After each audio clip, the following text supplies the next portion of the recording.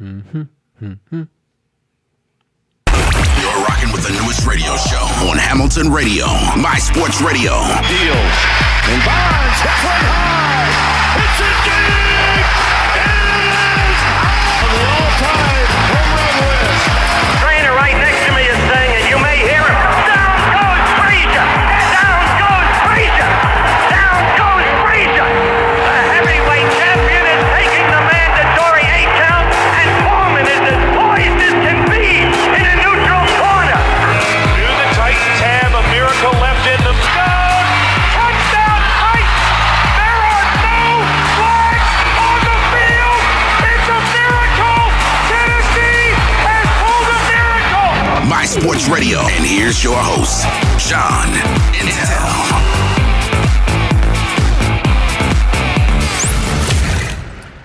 What is going on, everybody?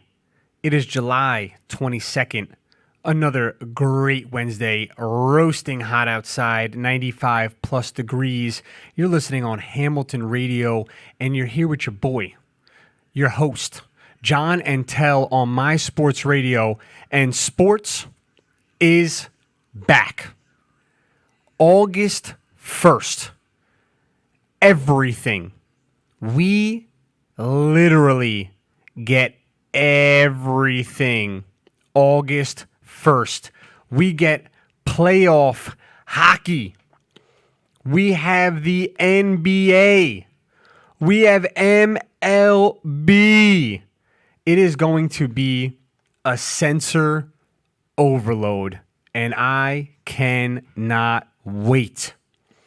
I want to start with the NBA because the NBA, I gotta say, man, the NBA always continues to lead the way when it comes to how they support their players, how they view their league, and they market them internationally, the way they talk to each other, the way Adam Silver is always one step ahead of the game. The guy is, he's the best commissioner, hands down. Hands down. It's bar none. They test 376 players in the bubble. Spent $150 million. These sports leagues print money. 0 positive tests. So we have to give credit where credit is due. We have to commend the NBA. And I am ecstatic. Andy Williams, what's going on? Donald Long, what's going on, boys? Listen to this lineup August 1st. It starts at 12 p.m. and it ends after midnight. I'm saying drink coffee, drink Red Bull, drink Monster, take 5-hour energy shots. I don't know, whatever it is that you need to do to stay up. But we have the Rangers kicking things off at noon. 12 p.m. We have a nooner against Carolina, Chicago at Edmonton, Florida at New York, Montreal at Pittsburgh, Winnipeg at Calgary, 12-3, 4-8, 10-30. That is on Saturday, August 1st. Don't bother me. Don't talk to me. You don't know me. I'm not talking to anybody. I am consuming sports. But it's okay because at the same time, just have multiple TVs set up. The NBA. Miami at Denver, Utah, Oklahoma City, New Orleans at the Clippers, 76ers at the Pacers, Lakers at Toronto, 1, 3:30, 6, 7, 8:30. Wow. But it's okay. But wait, there's more. Baseball, August 1st. Every single team plays, starting at 6:10. And the last game starts at 9:10. Obviously, West Coast, Texas, San Fran, Oakland, Seattle. We know they're always the late games. But man, oh man, and we're seeing pitchers. We got Zach Greinke. We have Lester. We have Arrieta. That day, we have the whistleblower, Mike Fiers. It is going to be absolutely bonkers. that day, man. Anthony Buzio, what's going on, brother? Andy, you and I both are going to be locked down in a bunker, man. I cannot wait. I'm looking at the NHL right now. If you are not jacked up to see these Rangers get going again, Panarin was playing out of his marbles. Our young goaltenders, normally we talk about Henrique, right? But our young goaltenders started to look phenomenal. We have people coming back from injury. Zibanejad is a monster. So I'm looking at the day-to-day stuff. Obviously, still losing Chris Kreider. It says he resumed skating and stick handling in a sweatsuit Tuesday. Very promising. We need Kreider back. Big time contract extension for any Ranger fans. Panarin's day-to-day, you know what that means, man. Mark Stahl's day-to-day. D'Angelo's day-to-day. Hijack's day-to-day. Jesper Fast is day-to-day. I mean, guys, it's looking great. I am pumped. I think the Rangers, any Ranger fan has to feel great about their opportunities. And Don, I agree with you. Lundqvist wasn't playing well. But here's the thing, man. Very few goaltenders have done more than what Lundqvist has in the postseason, minus the Stanley Cup. But look at the teams they surrounded him with, man. Honestly, St. Louis aging, Rick Nash aging. When they made their pushes, these were some of the headline guys. We never had offense. We never had guys who can put the puck on net and make things happen. Remember, it was just hit the puck down the ice, icing, get to it beforehand, put it around the net. It wasn't what you see now. Zibanejad is on another level, bro. It's something we need. It's something Ranger fans need. We need this year. So I challenge anybody to tell me differently. And guys and girls, man, I do have an in-guest host today, Tom DeFilippo. He does a podcast. I always feel personally, the way to make your show better is to listen to other podcasts, listen to other radio shows. You got to know what people are talking about, listen to the hot buttons, listen to the hot topics, and see what you could do to take it to the next level, right? That's how you get better. And Tom, he has a show. It's called Bro Fluent. He does a podcast with another one of his buddies. They kind of like, it's like bros. They do what they do. They talk to each other. They kind of go over some things. I like what he has. Tom, he's got some nice insight on some NBA. He's got some insight on some NFL. We've talked a few times. We seem to go back and forth a lot. So I invited him on. I kind of challenged him. I said, don't tell me here outdoors. Come on the show and show me. Tell me. Prove me wrong. So today he's going to come on the 5 p.m. hour. We're going to be talking about Madden ratings. We're going to be talking about position-by-position players. I am curious what you guys think of our takes on it are for sure. So he'll be joining here. Anybody else during the show, man, you want to talk some hockey, you want to talk football, you want to talk basketball, you want to talk, even though football is not, really here, but you want to talk baseball, man, you call in 609-807-2492. I'm all in. I'm all ears. I'm geared up. I'm ready to go. I am. And I'm looking through right now here, the NHL returning to play. I'm looking to see. Let's see what we got here, man.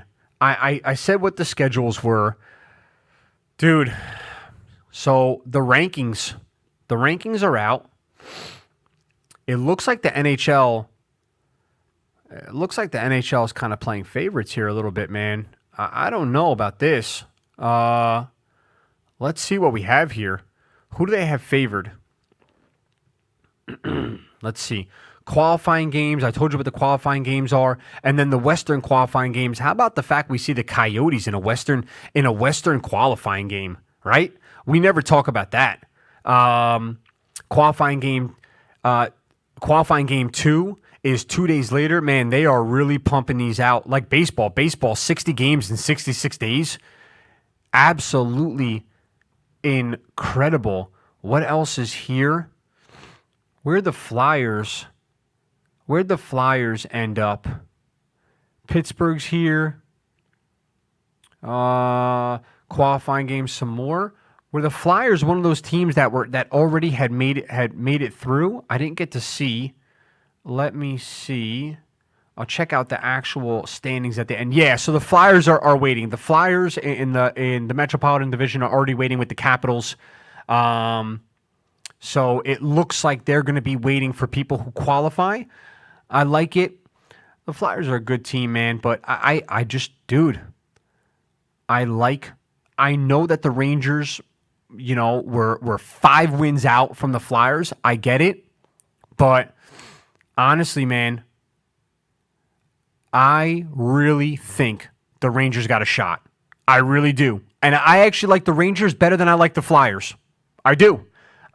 Someone has to prove me wrong. Someone has to tell me that what you see with the Philadelphia Flyers and their roster tells you that I should be feeling differently about my Rangers. I'm looking down the Flyers roster, and there is not much that I can look at. Maybe it's because I'm not in Philly, but I mean, Claude Giroux, okay, it's like a mainstay, but their goalie, they have a couple of nice left wingers, all right. But goaltending, I mean, there's nothing here that stands out to me and tells me I'm nervous about this. Nothing. Come on. Prove me wrong. Tell me. Who else is on this list? Let's see. Listen, Buck, I agree with you, man. I think the break helped teams like the Rangers, helped them get healthy. Avalanche, also a very young, scary team. Agree with you wholeheartedly there. Avalanche can make a push for it. Vegas was actually, Andy, is a great point. Vegas was a sleeper team for Vegas betting. The bookies, they were actually a sleeper team.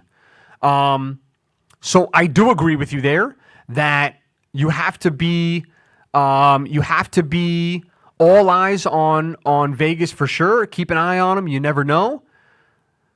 Let's see who else we got. I like Vegas, so that is a great one. What else? I mean, here you go. Chances. That's what I was looking for. Bam. Here you go. So number 1, Boston Bruins. Boston Bruins seem to have the best odds right now. I'm sorry, going down. We're talking chances. Plus 600. Record at a pause, 44-14. Great win percentage.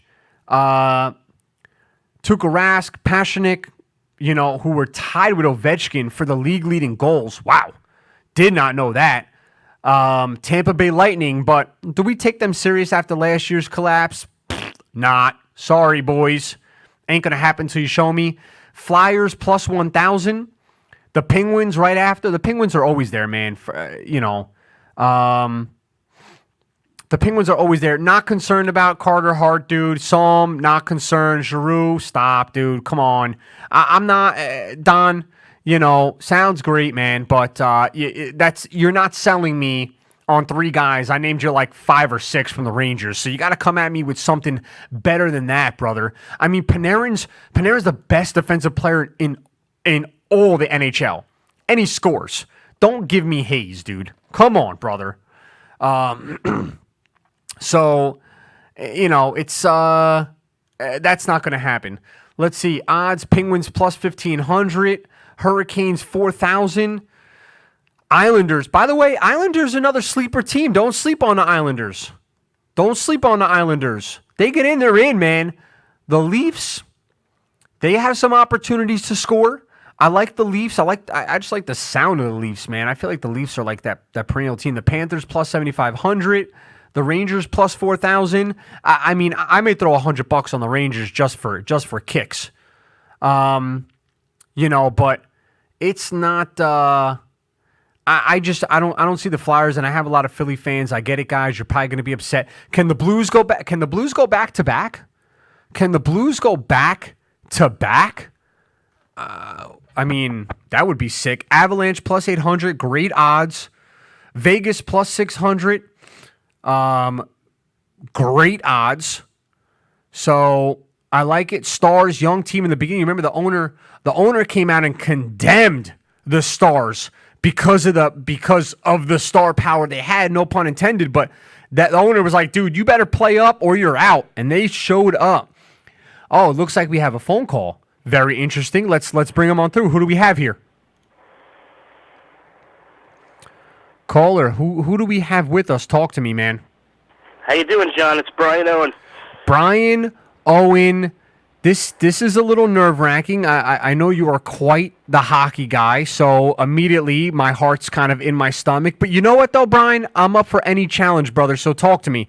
What brings you in today? I know NHL hockey playoff is here. There's no greater playoffs in the world. I think you would agree with me. Absolutely. So who do you think? Who's your odds favorite for you going into these playoffs in the bubble, in the all north of the border bubble for the NHL? Who's taking it this year? I'd have to, if I'm basing it on the previous performance. Boston's been pretty incredible this year, and pretty consistently incredible this year. So I would say they're probably the odds-on favorite. But I think, honestly, for the first time in probably the history of the NHL playoffs, with this setup and the way everything lines up and going to the bubble, I think it's really a wide-open field. More or less, I think there are even qualifier teams that have a good shot to make a run, like you were talking about the Rangers. And I think it just opens up for anyone. I'll tell you what, I'm with you wholeheartedly. I agree. Not only do I agree, I'm not saying that we should rule out regular season hockey, stuff like that, right? But I think this like race to the end, I don't know if it's because we haven't had sports or if it's because it's so different that it feels like, for the first time in my life, I really feel every single game is worth watching. You feel the same way? 1,000%. And it's really interesting what the NHL did here. Very smart, at least to me. The NHL being partners with NBC, and NBC having a massive hole to fill programming-wise because of the Olympics being canceled. The NHL basically took over this hole. And starting, when the games start, even with the preseason games next weekend, I mean, it's just going to be wall-to-wall hockey for weeks. And, I mean, they're on NBC, regular NBC, NBCSN, the USA Network. And so you basically, like a hockey nut like me, you're going to have hockey day and night, literally, from noon Eastern time, going all the way to the late games in the Edmonton bubble at 10:30 Eastern time. I think there's, between 4 and 6 games a day, back to back to back to back. So, I mean, it's just a great, exhibition of hockey. It actually reminds me of, when the players used to go to the Olympics and all that stuff, and it's just going to be hockey all day and night. And so, for a hockey nut like me, it's just a great time. I'll tell you, I'm looking at Boston. I'm looking at your pick here, and I'm learning right now on the fly, man. So just to obviously back up your point here, Pastrnak is tied for the goal lead, right, with 48 with Ovechkin. And right. Tuukka Rask has the best goals against average at 2.12, and I didn't know that. And by the way, save percentage, Tuukka Rask is .01 off from being the best in the league. I didn't know that they had the best goaltending and some of the best firepower in the league. This almost like reiterates what you're saying, man. I mean, this is scary as a Ranger fan. It's scary to see for me. Are you? I think, correct me if I'm wrong, you're an Islanders fan, correct? I am a loyal Islander fan and season ticket holder. Wow, I would say this to you, an Eagle fan. Sounds like a lot of wasted money. But I got to, but Islanders, all jokes aside, dude, from the top down, the restructuring now of the Islanders makes me look at them as perennial contenders going forward. How do you feel about the direction the organization is going in now? How do you feel about the future within the next 5 years? I think you got to go with the Islanders. You got to go back to where we were July 1st 2 years ago. Probably had one of the largest free agent defections in the history of any of the four major sports in losing John Tavares. I'm sitting there personally at my kid's birthday party that day and thinking, where are we going to go and what are you going to do going forward? Especially for a young Islander fan like me that was born right after the dynasty and came into it and basically have watched them struggle my entire life. Finally started to get good, and then you lose the franchise, or you think you did. But the restructuring under Lou Lamoriello and then hiring Barry Trotz, who, in my opinion, is the best coach in the league, but certainly there's no doubt he's one of the best few coaches in the league. They've turned it into a real franchise, a real system. And like I know you had said before, I think the Islanders really are a dark horse. People forget when the Islanders were healthy at the beginning of the year, they had a 17-game point streak, which is the longest in the league this year. Again, any team that gets on a roll in the NHL playoffs, it really usually comes down to defense and goaltending, and those are two things the Islanders do very well. So, again, we'll see what happens against Florida. I think it's a very, very interesting matchup, especially with the two coaches. You probably have the two best coaches in the league going head-to-head and matching wits. And, I think that'll be a tough out for any of the teams, already in the playoff bracket that ends up picking up the winner of the Islander-Panther series. Again, that's why I think it's so wide open. How incredible. It's funny because a lot of times we talk throughout sports. A lot of people talk about how important a coach or a manager, a skipper, whatever sport you're in. It's crazy because some almost wonder if being a baseball coach, a skipper, is even relevant anymore because they say that the stats, right, play a larger role. So the GMs kind of tell them what to do, the statisticians tell them what to do, the Billy Beans of the world, right? But with hockey, you can clearly see when a team gets a good coach, you can, as clear as day, see the direct reflection immediately upon the entire franchise. And I would argue that outside of football, which does have other very important coaches, offense, defense, special teams, but still, the Bill Belichick's that really oversee everything, I would argue that hockey is the second most important sport to have someone leading their team. And I don't know if you agree with me, but I personally think that you are 100% right. Once the Islanders got their identity with their head coach, it immediately flipped over that franchise overnight. Yeah, we went from 2 years ago, the Islanders were the worst defensive team in the NHL, and 2 years ago they went from literally worst to first. Became the best defensive team in the NHL, and that really just had to do with Barry Trotz coming in and the specific system he played. I agree with your point 100%. The only thing I would disagree with is I actually think even in hockey, the hockey coach is probably the most important figure of all the major sports. Because even in the NFL, they have, run things through their coordinators and those type of things. That doesn't happen in the NHL. They have assistant coaches and that kind of stuff, but all the delineation and everything else comes from the top. Besides how many changes and everything else, an average NHL shifts between 30 and 40 seconds. So matching lines and all the different types of things that come inside a hockey game that probably the average fan doesn't even think about. Being an NHL coach is a very tough position. And being here on the island where we haven't had too many what I would call great coaches over the years, to have a great coach now, you see the difference. Absolutely. It's crazy because the Rangers... the one thing I can't say about the Rangers, and as a Ranger fan, I would never say that I'm disappointed. Right? We had many good years, many good runs.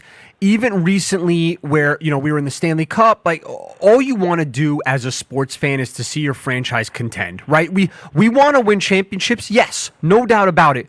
But we also want to feel as though our teams are doing what it takes to contend. And I can always say that. I don't feel that the Rangers ever misstepped when it came to hiring bad coaches. I always felt that we had bad free agency pickups. Where this leads me to is the fact that right now the Islanders have no scoring. I mean, you can see it. They're ranked very low, right? Who do you look to a big off-season signing, hoping to sort of replace what you lost, right? You still have some nice young pieces, but do you think scoring is as critical now when your defense is ranked so good? Like last time we saw a great defensive team win a Stanley Cup was those Devil teams.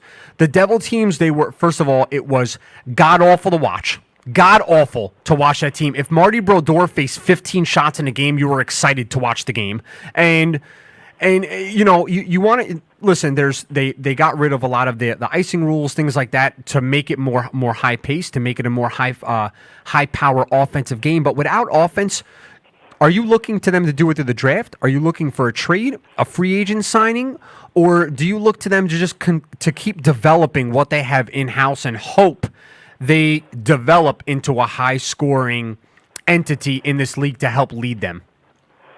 Well, I would hope, basically because of COVID and the pandemic, I think hockey fans probably know, but there are going to be major salary cap issues for every team basically going forward for next season. The cap is going to stay the same. Meanwhile, salaries generally go up and all those type of things. So I think it's like 20 out of the 30 teams are already up against the cap, including the Islanders, including the Rangers, teams like that. So I don't think for the Islanders free agency is going to be any sort of help in the next few seasons. That said, the Islanders have it's been a pretty good 2 weeks for the Islanders here. We have who is the best friend of the Rangers rookie goalie Igor Shesterkin coming over to the Islanders. He just signed this week. Ilya Sorokin, who a lot of your listeners have probably never heard of, but has been referred to by many as the best goalie not playing currently in the NHL. He's the best goalie in the was the best goalie in the KHL, an Islander draft pick from years ago that has finally decided to come over and bring his talents to North America, and will probably be the biggest change on the Islander roster going into next season. He's on basically a rookie contract for next year, so it's a 1-year, $2 million contract. Very, reasonable under the salary cap. Yeah, team friendly. And as the Islanders talk about, as their coach talks about, as their GM talks about, the Islanders are built around defense, and so I think they know where they're built. I would argue a little bit that they don't have the flashy scoring that a lot of these other teams have. We do have Matt Barzal, who's one of the most talented players in the league. He's not really, I would say, a scorer as much as he's a playmaker. But basically what the Islanders are going to try to do is beat you 2-1, 3-2, 4-3 every game. You're not going to see these, 6-5, whatever, back-and-forth games with them. It's just not the game they play. And what the Islanders are very good at, and when they're on their game very, very good at, is, keeping teams to that 3-goal mark. Going into this season where they've had some slip, but in the first few years with Barry Trotz, the Islanders went over 50 games without losing a game where they let up less than 3 goals. Wow. So basically, if they let up less than 3 goals, they were unbeatable. And, that's a stylistic choice based on the personnel and, cap considerations and all that. So I think that's how the Islanders are going to keep building. They have a lot of young scoring in the pipeline that hopefully pans out and going forward that way. But it's very funny, even though they're a New York team, they're really a Long Island team, which makes them a small market team. And so they really don't have, I don't want to say the financial means, but they don't really have the panache, let's say, of the Rangers. Absolutely. Or whatever else. It was very interesting last summer that it came down between the Islanders and the Rangers for Panarin. And as everyone knows, Panarin decided to go to the Rangers and took less money to do so. Yep. Because he wanted to play under the lights in Manhattan instead of on Long Island. And by the way, it was the greatest choice he ever made. I mean, come on, look at the guy right now. Flourishing. I mean, I don't want to say the Islanders are like, the stepchild here, but come on. I mean, it's tough. It really is tough. And listen, and the Islanders, they have history, right? Like we know there is history there. And the Islanders, regardless of what anybody wants to say, they do have a nice following. They are definitely a smaller market. So you're right, and that could be said for anybody. Listen, if somebody wants to go to the Jets or the Giants, I think you and I would both agree they'd probably go to the Giants, right? It's not to say 100%, and I don't blame, I obviously wish Panarin, as a fan of the team, would have come to the island, but I understand why he didn't. I mean, until this year now, we are the only professional sports team that played at 2 different arenas. Yeah. Huge pain in the butt, as a fan, so I can't even imagine what it's like to be a player. Oh. Obviously we haven't had success since the early 80s, really, but, from a overall franchise perspective, one of the, I like to chide Ranger fans with is the Rangers have won 4 Stanley Cups in their existence. The Islanders won 4 Stanley Cups in a row. And from a generational standpoint and everything else, they talk about it even in the Last Dance with the Bulls. But the Islanders have the longest playoff winning streak in the history of any pro sports team. The 19 straight playoff series in a row. They won the 4 Cup finals, lost in the 5th final, and they only lost basically because they ran into this Edmonton team, with that guy Gretzky and Messier and that guy Yari Curry. So they ran into a generational team there. But it would be nice to see the Islanders restore glory here on Long Island. We do have a very passionate and large fan base, but when the team is good, it's kind of like with other things. It's not like Madison Square Garden where it's always going to be full, or the Boston Garden or TD Bank Garden. It's just not that kind of fan base here, and understandable based on performance over the past 20, 30 years. I mean, I don't want to rain on your parade about anything the Last Dance said, but I got to be honest with you, man. If you were to pull somebody aside and say, hey, dude, if you thought there was like a New York team that was more relevant or whatever the case may be, playoff wise, like, listen, the Rangers are a perennial playoff team.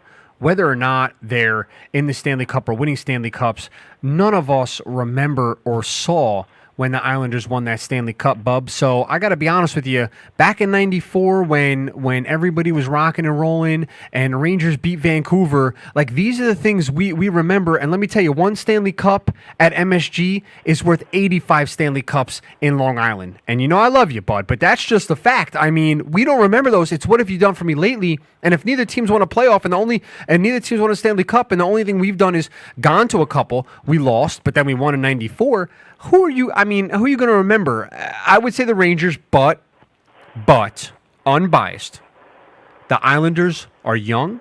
They're promising, great coaching, great leadership. They give us fits. I have a feeling that the Islanders are going to make noise in the next few years. There is no doubt about it in my mind that they will be contenders for the next few years. And I think as an Islanders fan, you should be very excited about it. I think as a Rangers fan, I'm nervous about it because it's going to be a team we're going head-to-head with for a while. And I'm going to drop this on you because you said something really interesting. You said the salary cap, right? The pandemic, it took an effect on everybody, and we know that the salary cap is going to go low. Did you know that they just announced that the NFL next year, each team, I don't know if you heard about what's going to happen to the salary cap in the NHL, but they said each team is actually going to lose $70 million in salary cap. $70 million every team in the NFL. Yeah, so the NHL, in coming to this agreement to return to play, actually extended their collective bargaining agreement. So with the NHL, for the next 2 seasons, the cap is going to remain flat at the $80 million or so that it was this season. And so there are teams that are already basically at the cap, and like Toronto, the Rangers, there's a whole list that are within a few, Boston, Tampa Bay. There's going to probably be a lot of movement in the offseason in the NHL, and it's probably a good time to be one of those teams like Ottawa or the Devils that have a lot of cap room, because you're going to be able to probably get guys that are on high salaries, might be a little older. You're going to probably be able to get them very cheap, and on top of it, get teams that are cap-strapped to throw in some prospects or draft picks or whatever else just to get them, because like a team like the Rangers won't even be able to sign their restricted free agents, basically, while staying under the cap. Yeah, No, I agree. No compliance buyouts, so that won't help any teams. It's going to be a very interesting time the next 2 years in the NHL. Things have certainly changed.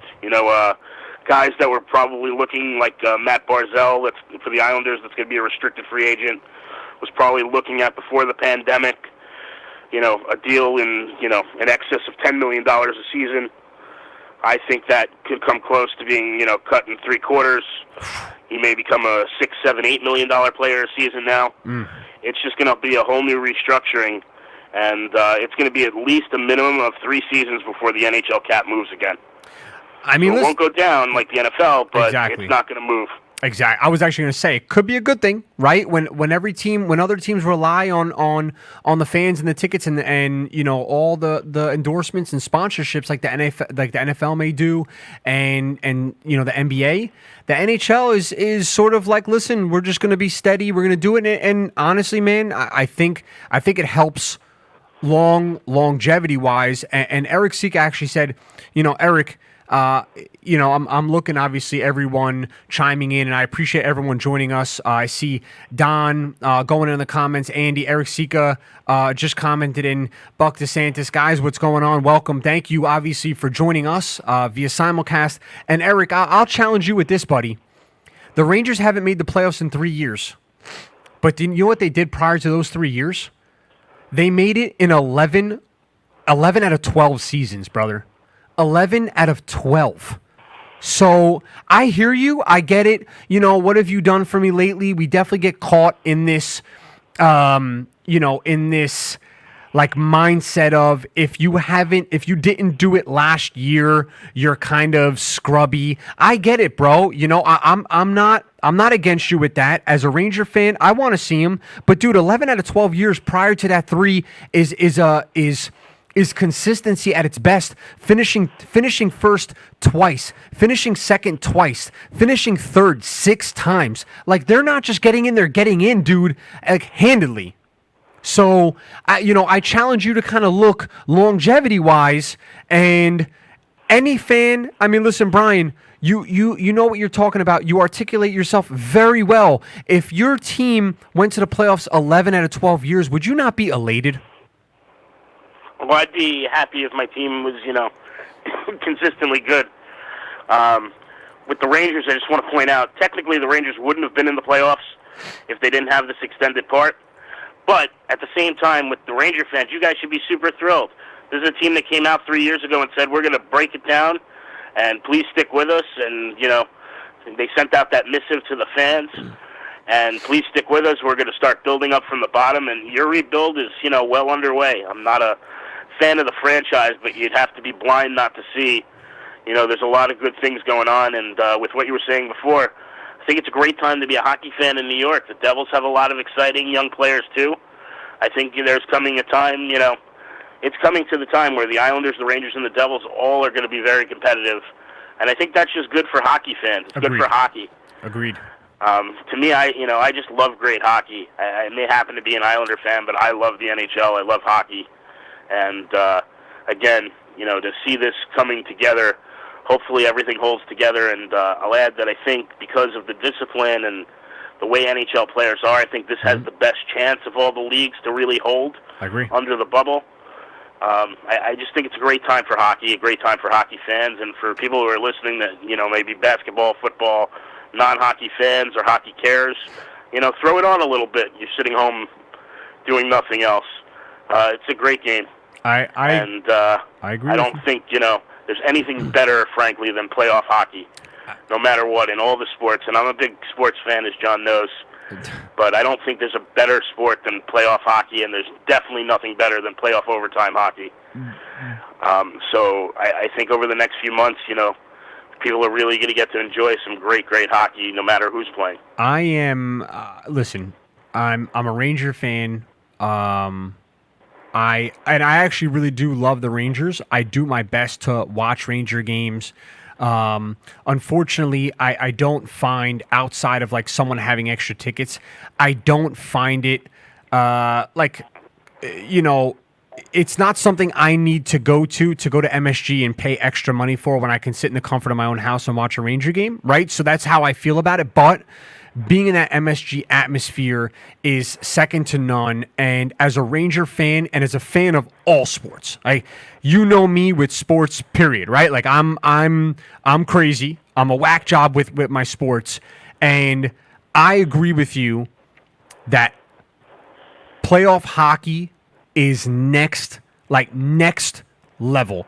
I love me some playoff hockey. I watch any and all teams. For some reason, it's the same game you watch during the regular season, but when you add the word playoffs, you're just sitting at the edge of your seat, and every goal feels like it matters so much more.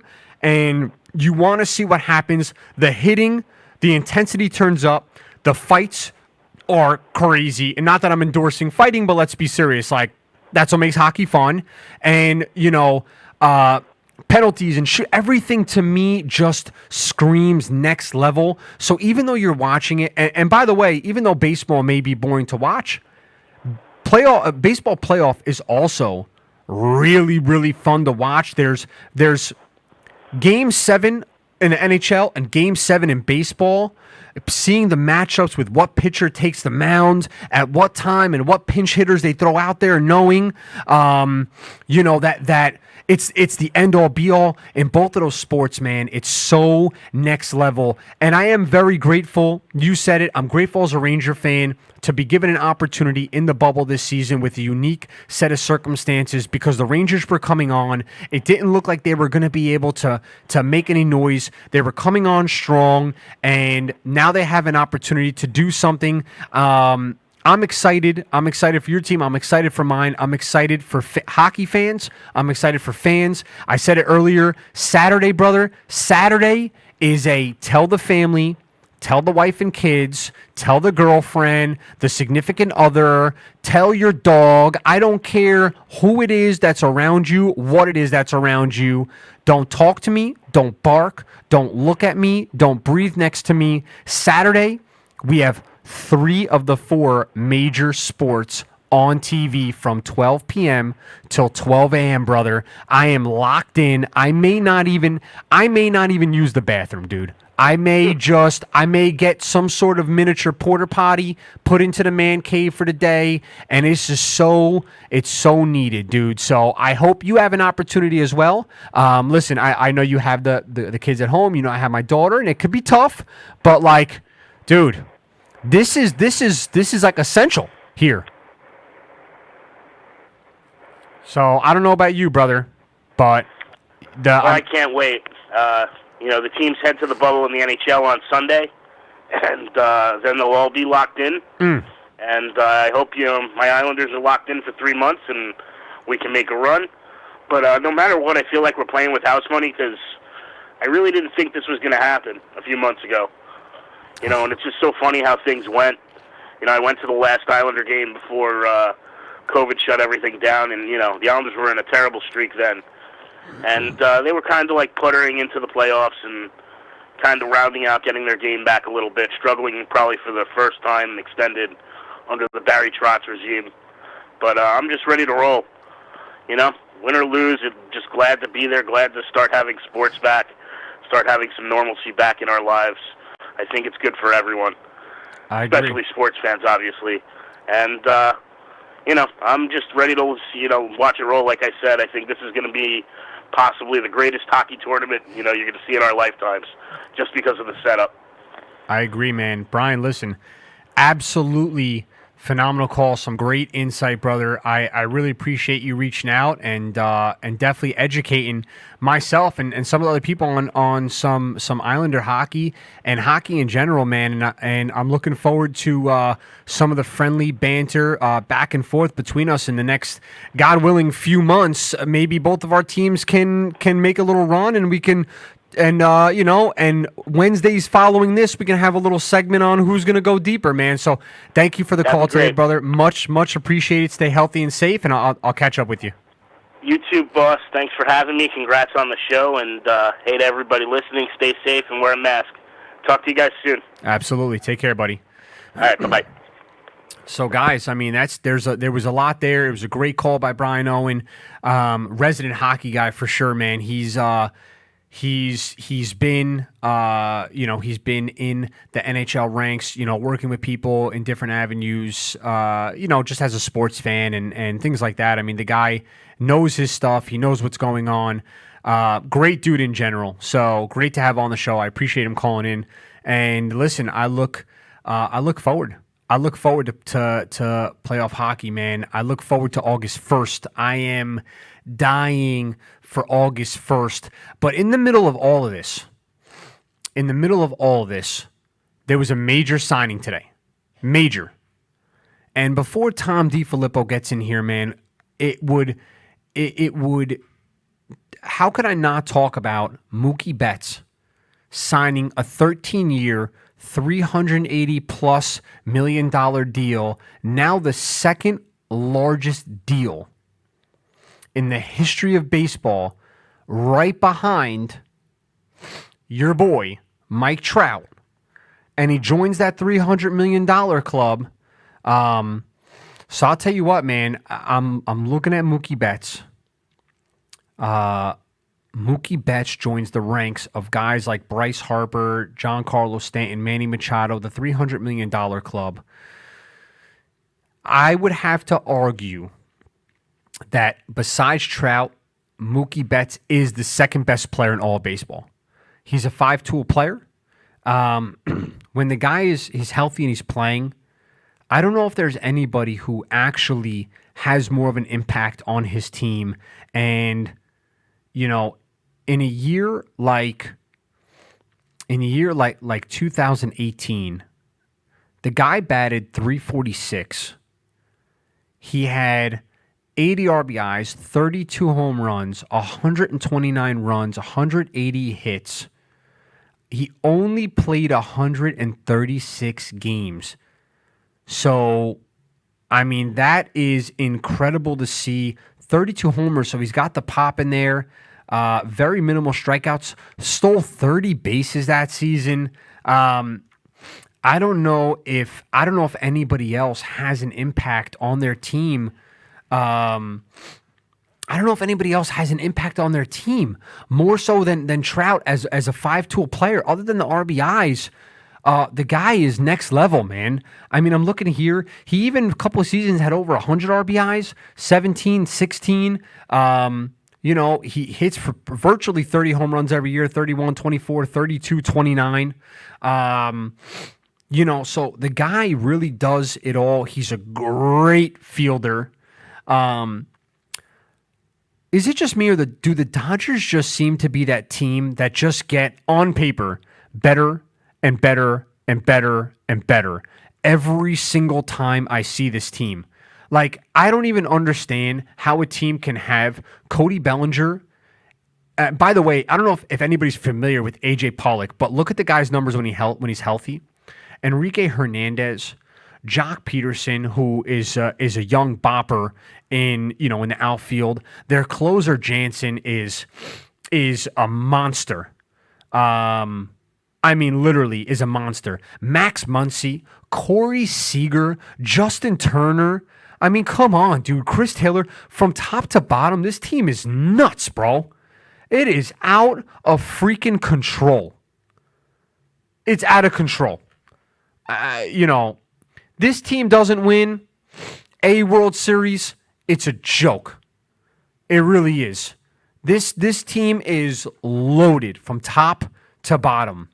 So I don't know how every time I turn around, they have some young talent. They're like, oh, this guy's generational. And I'm like, of course they do. Of course they do. Walker Buehler walked on, with them. That guy was a monster. Clayton Kershaw's a monster.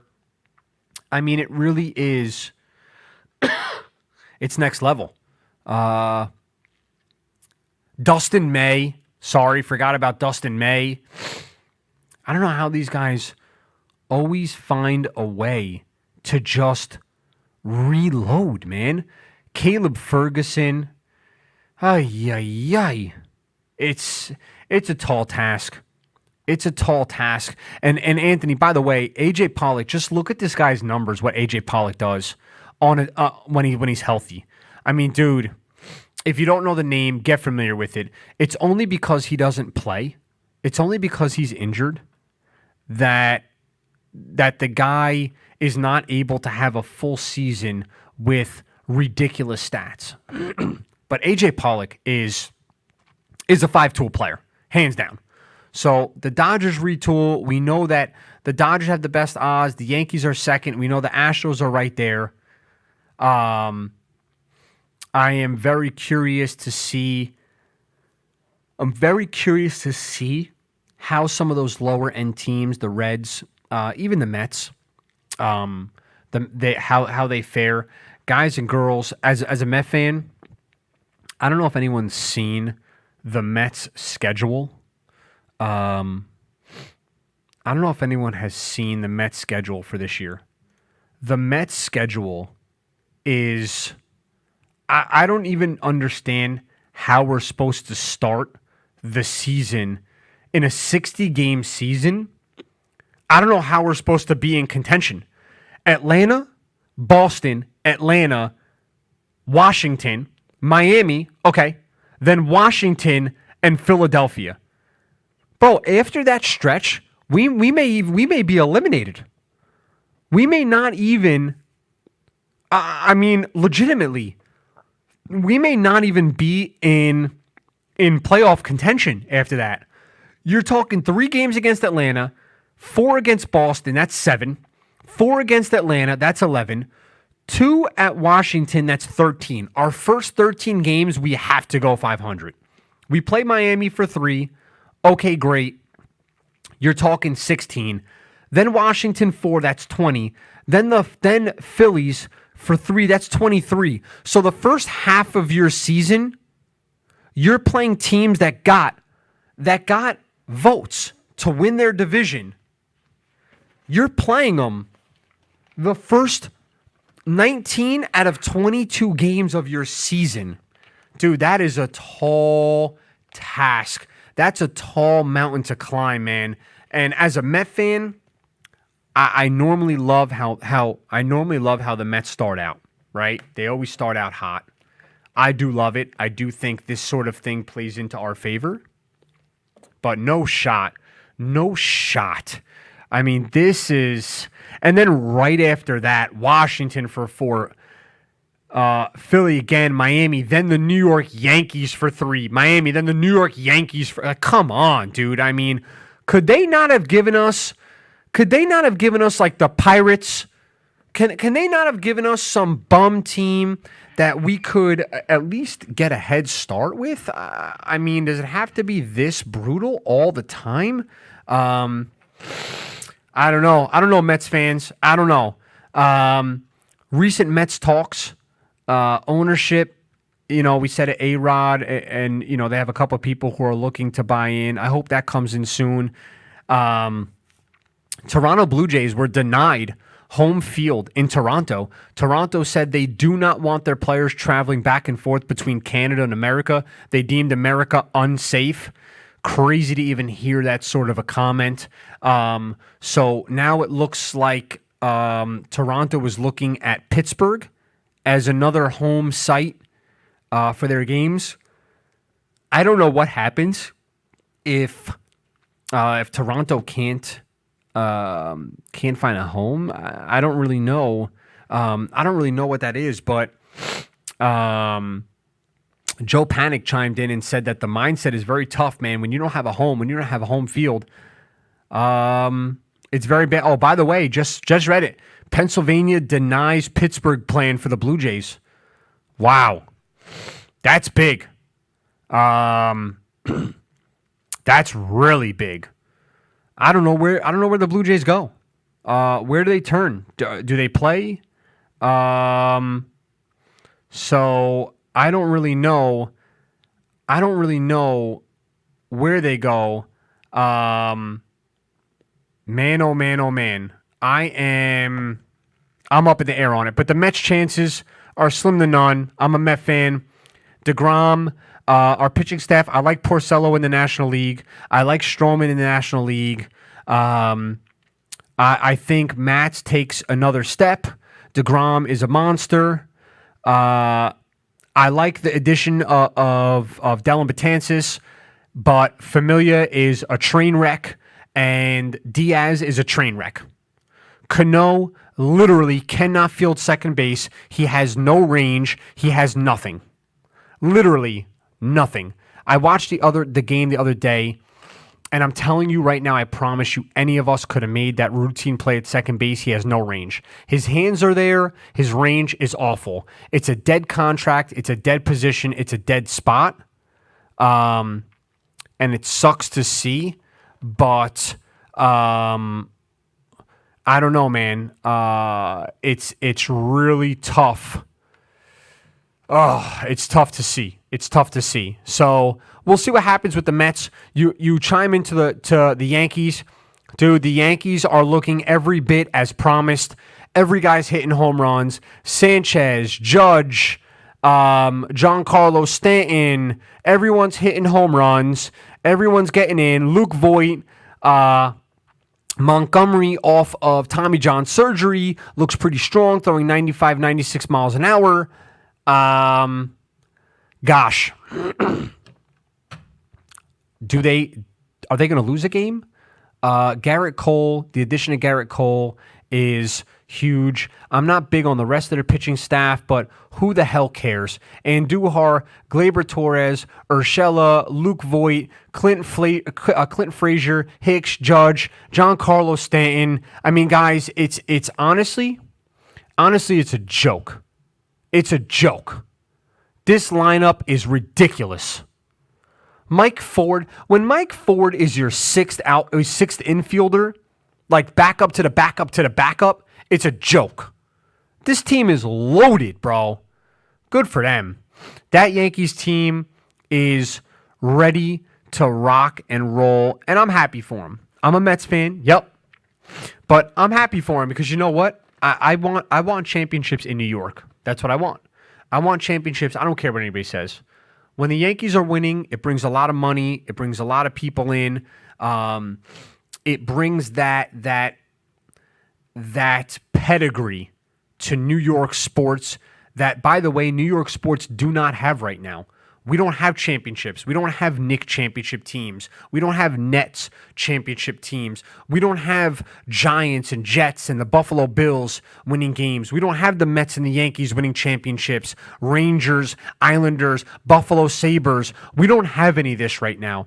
So New York sports in general needs this to happen. We need it to happen ASAP. So if it takes for the Yankees to win a championship, I'm all in because I want to say that New York sports is the greatest sports in the world, hands down. I don't care what anybody says, and that's what I want. So I think the haters who are going to hate that are in New York or New Jersey, it's time for you guys to just understand we need the championships back here. That's it. I'm tired of talking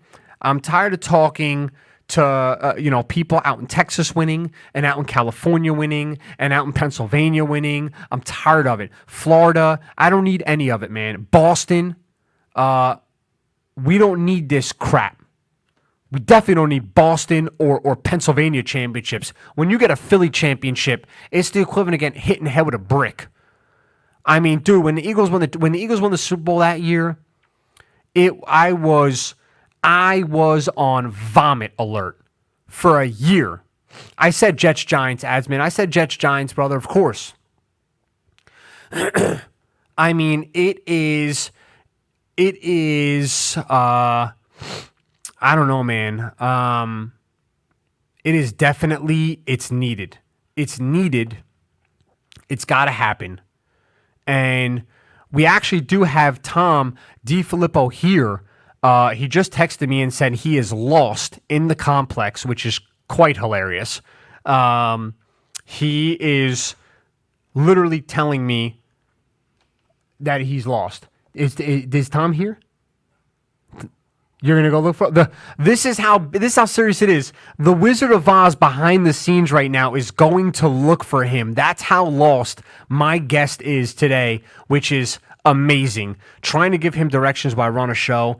I'll tell you what, my wife and my mom can tell me that I can't multitask, but I definitely can multitask. So shut it, all right? I know what I'm doing here.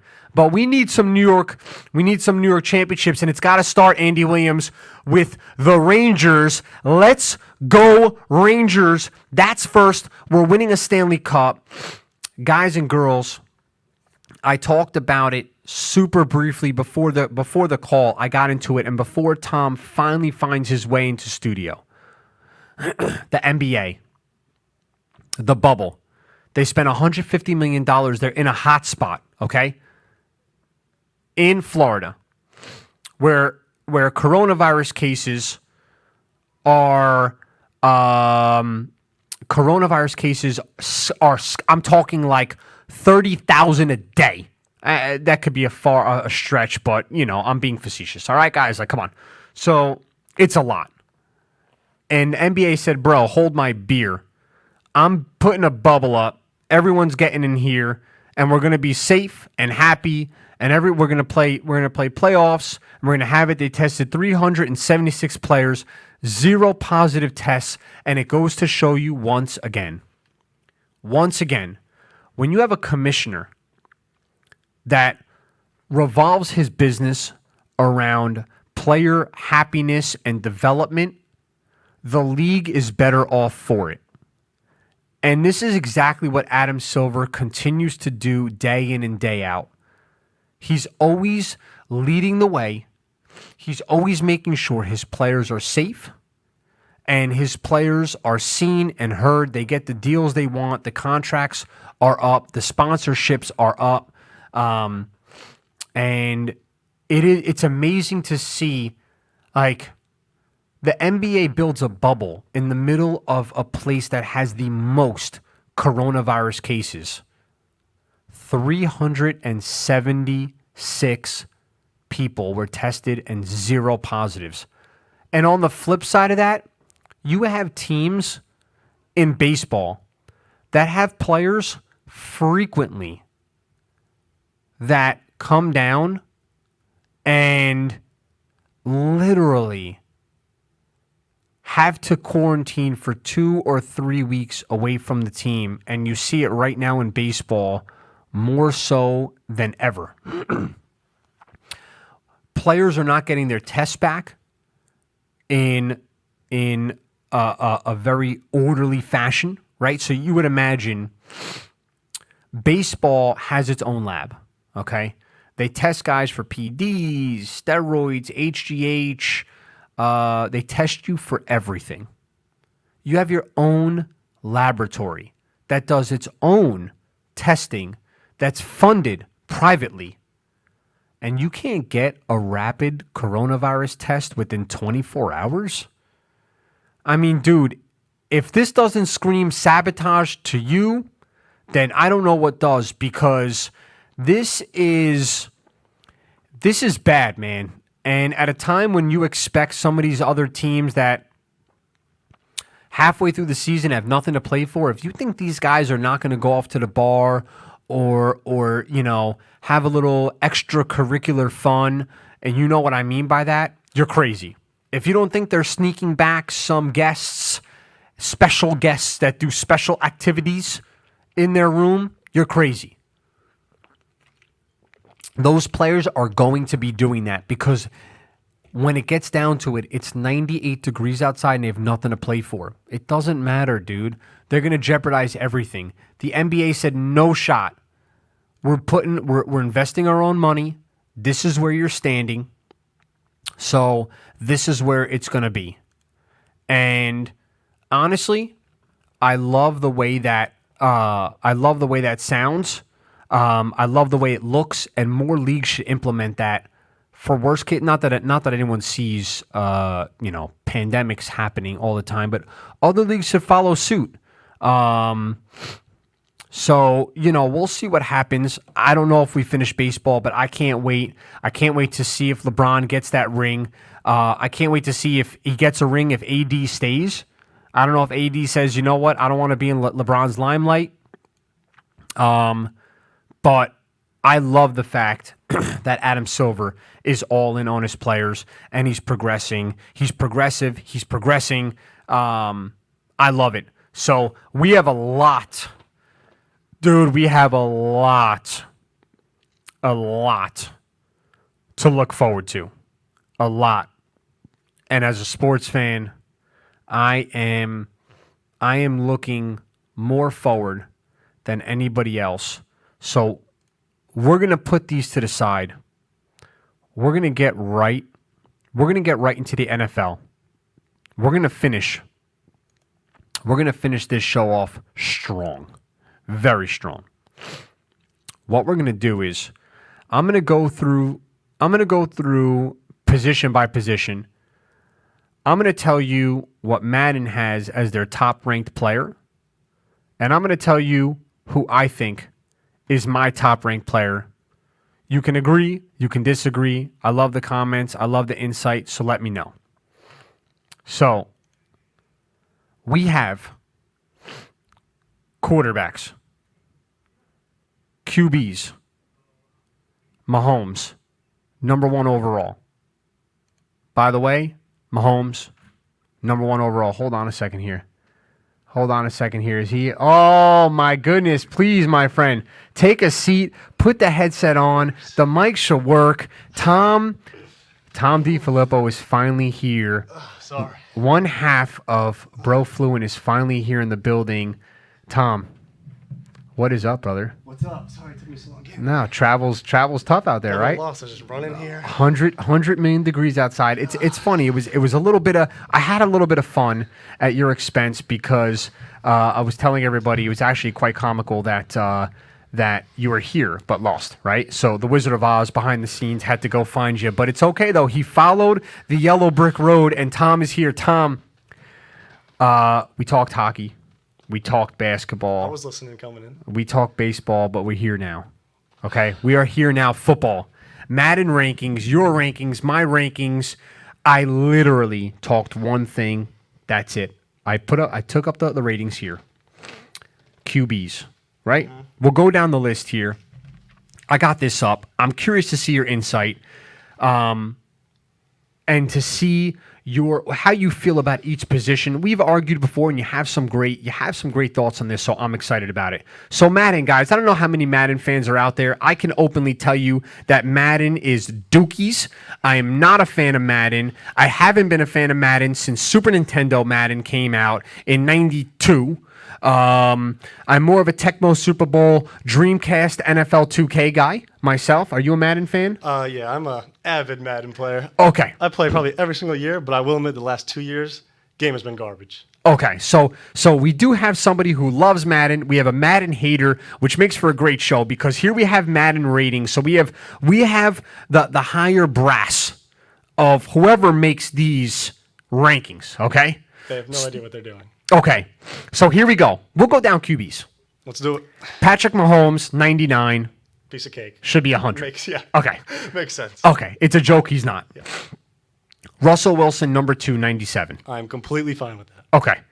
Lamar Jackson, 94, over Drew Brees, who's a 93. Yeah, I'm not thrilled about that.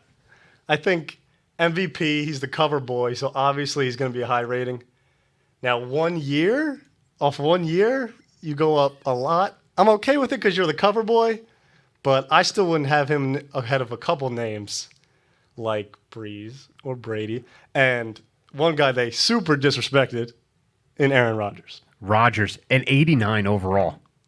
What are the ratings guys looking at? An 89. Bro, by the way, Steve, I can hear Stephen A. Smith's name. I can hear Stephen A. Smith. That's a bad man. And him seeing this rating and going on one of his tirades, like, what are you thinking? You know, but dude, going down this list, Tom Brady in 90.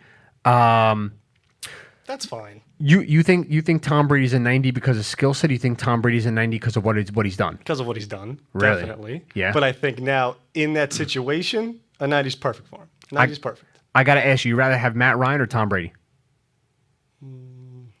I'm not a big Matt Ryan guy. He had one good year where he was MVP. One good year. I'm still saying Brady. You rather have Deshaun Watson, Tom Brady? Now that's one that we've discussed off air that we thought was criminal. Deshaun Watson is a 86. Oh my God! Madden ratings, people. What are you looking at? By the way, I would take Deshaun Watson before Lamar Jackson. And we've had this off air, and I said I would think about it on Bro Fluent with my boy Eric Sika, who I saw chimed in before. Yep. He's a big hockey guy. Yep. We both put we did AFC QBs. Mahomes and Lamar were 1 and 2. I said, you got it. I thought long and hard about putting Deshaun Watson number 2. Yep. I mean, listen, Patrick Mahomes is number 1, and it's almost like then the rest of the conversation happens. But Russell Wilson, to me, Russell Wilson does more with less, right, than most of the guys, and he does it with his legs. He does it with his arms. He really is true dual threat excellence. But Deshaun Watson, But 86 is bro, you have 1, 2, 3, 4, 5, 6, 7. You have 7 guys, including Matt Ryan, ahead of him. yeah, that's outrageous. It's outrageous. You're telling me you ask Bruce Arians, you want Tom Brady or Deshaun Watson? Who's picking? Now, all day long, Deshaun Watson. Yeah. And by the way, wow, Andy Williams says Brady over Watson. That is No, sir. Andy. That's brother. I don't know you, Andy, but no. That is a tough one. And listen, Adsman, he's saying Big Ben. Adsman, honestly, here's the thing. Going down this list, they're ranking top 10, right? So Mahomes, Wilson, Jackson, Breeze, Brady, Rodgers, Ryan, Watson, Prescott, Wentz. I'm replacing Prescott out of here. Prescott to me is bottom 10. We're going to pretend that name wasn't there. The name's not there, but I would still put Stafford in that list, right? Would you put Stafford there? Stafford definitely ahead of Dak Prescott. Okay, so I would put Stafford ahead of of Prescott. I would put, who else do we have? Let me go through. You're looking down this list right now. And real quick, Kyler Murray was a 77. Yeah. By the way, I would take I would take Kyler Murray over Dak I would take Kyler Murray over Dak Prescott. Yeah. So you're with me there. Mm-hmm. And then by the way, you have a lot of young guys that people don't even understand. If Cam Newton's healthy, guys, Cam Newton's on that list. He's a problem. He's a problem. He's coming for your neck, right? You saw. You heard him. He didn't say much of anything in his promo video except for "I'm coming for your neck," Yeah. because that was the only thing I actually understood. But a motivated Cam could be a problem. A motivated Cam. Well said. Haven't heard that one before, but it could be a problem. Guys, you have Stafford not on the list, Kirk Cousins not on the list, Cam Newton not on the list, Jared Goff not on the list, Jimmy G not on the list, Kyler Murray not on the list, right? And then there's young guys that are up and coming that started to flash at the end of the season. You don't have Drew Lock on this list. Sleeper. Okay, you don't have Drew Lock on the list. Yes, you don't have Big Ben on the list. You don't have Josh Allen on the list. Guys, there is a lot of teams out here with young QBs, young players that you don't see on this list, and it is a stretch to have Matt Ryan and Dak Prescott. Carson Wentz, by the way, is number 10, tied with Dak. I like Carson better than Dak. I like Carson way better. Injuries are a problem, obviously, but talent-wise, it's not close. Dude, I'm being serious, talent-wise, with his arm, I would have him top 5, Carson Wentz. Top 7? Who are you I putting think ahead? we could do 7. Who are you putting ahead of him? Straight arm? Just arm and talent. Running, yeah. Pat. Yeah. Russell. Yeah. Lamar. Really? Yeah. Accuracy and arm. He can throw it. He could throw the ball, but accuracy? Accuracy. He has the edge in accuracy, but what Lamar does with his feet is incredible. But Carson runs. He does. Okay. Not like Lamar, though. Okay, so okay. But agree to disagree. Okay, agree to disagree. Next, Drew Brees. Because of the age. You would take Carson. Yes, just because of the age. But pure ability, Drew Brees. Okay, so then you would have to say the same thing for Brady. You would take Carson. Okay, which is crazy. You would take Rodgers isn't a discussion. Aaron Rodgers, obviously. Okay, and Matt Ryan. You would take Carson. I would take Carson. Okay, so would I. All right.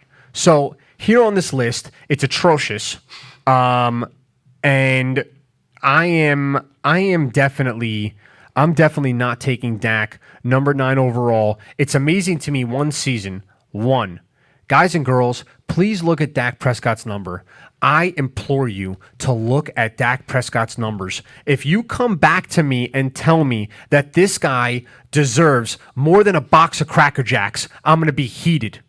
It's ridiculous that you could tell me this crap. But I digress. Let's go to the next position. Yeah. Running backs. Now I'm not super mad at this list, but they do have some question marks. McCaffrey should be 99. Okay. Best back running out of the backfield, catching out of the backfield. If I ignore this list, who's the second best running back in football? Top of my head, Saquon. Saquon Barkley. Yeah. Then how the hell is Saquon sixth? Yeah, that's absurd. So Saquon's down here. How's he sixth? You're not Superman at this list, bro. This is insulting. Listen, it is insulting, but it is just one overall with the next couple guys. But the big question, Nick Chubb, that's outrageous. Bro, That's outrageous. Christian McCaffrey's a 99. Stud. Yeah. Stud. Okay. Next in line is Derrick Henry. Okay. You want to talk about what have you done for me lately? Yeah. That's the 1 year thing, yeah. Okay. Yeah. Fine. He's a monster, right? But this is going to be the DeMarco Murray factor. Too many touches too soon. You can't run over guys forever. Okay. 100%. Number 3 overall is Nick Chubb. Ridiculous. Nick Chubb. Yeah, that makes no sense. Bro, Nick Chubb is better than Zeke Elliott. Nick Chubb is better than Saquon Barkley. Nick Chubb is better than Alvin Kamara. Nick Chubb is better than Aaron Jones. No, no, no, and no. If Nick Chubb is better than all of them, I'm Abraham effing Lincoln, okay? Because let me tell you something. There is no shot that Nick Chubb is number 3 overall. Zeke Elliott, number 4. I think we must have forgot Zeke led the league in rushing 2 years Two in years a in a row. row. Just a couple years ago. Yeah, I mean, that's fine. Yeah. Saquon Barkley, who's comparable to Christian McCaffrey. Yeah, they're compared. I think they're clearly 1 and 2. Yeah, I mean, I as a Cowboy fan, listen, the Cowboys are my religion, right? Mm-hmm. So like my Sunday church is my TV with the Cowboys, and for me, I clearly know that Saquon just looks better than Zeke. But I'm okay with having the 3rd best back. that's fine. But according to this list, I actually have the 4th best back below Henry and Chubb somehow. So Dalvin Cook is below Saquon. Okay. But tied for the same rating. So Dalvin Cook has the same rating as Saquon? I don't even know how the whole thing needs a whole overhaul. The whole system of the ratings. I mean, I honestly, you know what? I came to the conclusion. You may agree with me. I came to the conclusion that they actually put all the running backs' names on a board, a dart board, right? They put Christian McCaffrey at the top, and they threw darts. And whatever dart hit somebody's ass on the dartboard got put on the list in that order. Because if you have Saquon Barkley, then you have Dalvin Cook, Aaron Jones, Joe Mixon, Josh Jacobs, and you have Alvin Kamara as your last running back on that list. Listen, Josh Jacobs had a good year for a rookie. Very good year. Alvin Kamara has been doing it for a couple years now. I'm all about Josh Jacobs being 9th. Yeah. But if you want to put Mixon 10th, That's fine. right? Okay. Alvin Kamara, where would you rank Alvin Kamara on this list? So Alvin is better than Josh, Okay. better than Joe Mixon. Okay. I put him ahead of Aaron Jones. I like Aaron Jones. I Okay. put him ahead. I Okay. put ahead of Dalvin Cook. Okay. He's behind Saquon. He's Okay. behind Zeke. Yep. Nick Chubb, I think he's ahead of Nick Chubb. And then he's behind Henry and McCaffrey. So he's what? 5? 5, 6? Okay. So they have him 10. So you have him 5 or 6. Yeah. Okay. I'm going to take it a step further, and I'll tell you why. Receiving to me means more than most. I'm not a fan of the downhill runners. I'll tell you why I'm not a fan.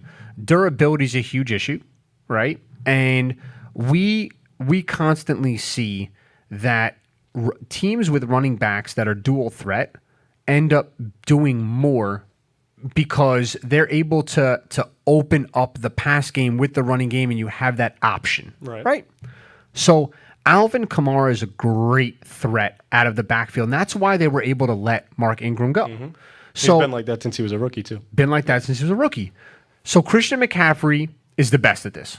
We see it. Yeah. He leads his team in receiving touches, everything, right? I would say you put Saquon second, Agreed. you put Zeke third, and then you go Alvin Kamara. I don't see anybody else up here. I'm putting Nick Chubb 10. Yeah, the Nick Chubb thing is weird, isn't it? I mean, I'm also thinking that they do this. Every year, Madden ratings are a debate. That they're like, let's make some so outrageous that it creates buzz for the game. you know Think what? that's a thing?